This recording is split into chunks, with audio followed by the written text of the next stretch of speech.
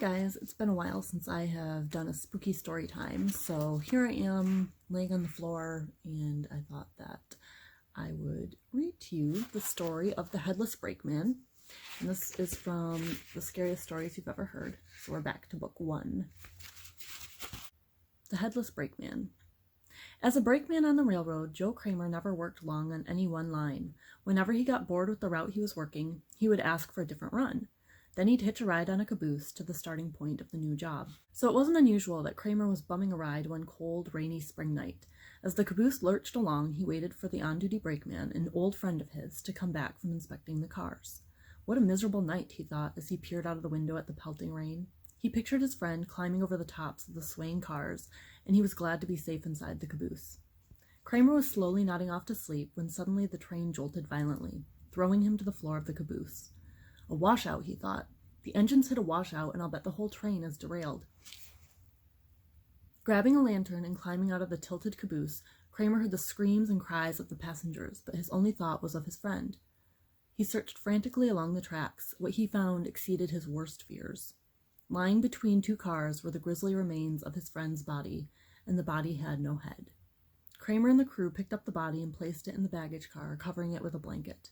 They returned to the tracks and searched until dawn, but they did not succeed in finding the man's head. It was a long time before Kramer felt at peace again, but despite the horrible experience, he wasn't tempted to quit the railroad. Trains had always been his love. Eventually he became a fireman, and later he was promoted to engineer. Happy in his new job, he nonetheless tried to avoid taking assignments on the run where his friend had met his terrible fate. But engineers are not as free as brakemen to only take the jobs they like. Despite his best efforts, the time came when Kramer was forced to make the run. Reluctantly, he prepared the engine and picked his crew. They would leave that night at 8. It was a chilly, rainy evening, much like the night nearly 20 years before that Kramer remembered so well. All went smoothly for a couple of hours, but as the train approached the curve where the fatal washout had been, the engineer glimpsed a faint red light in the distance. Kramer hit the brakes, and the freight train screeched to a halt. He told the fireman to go out for a look. Kramer was puzzled when the fireman returned, saying no light was to be seen.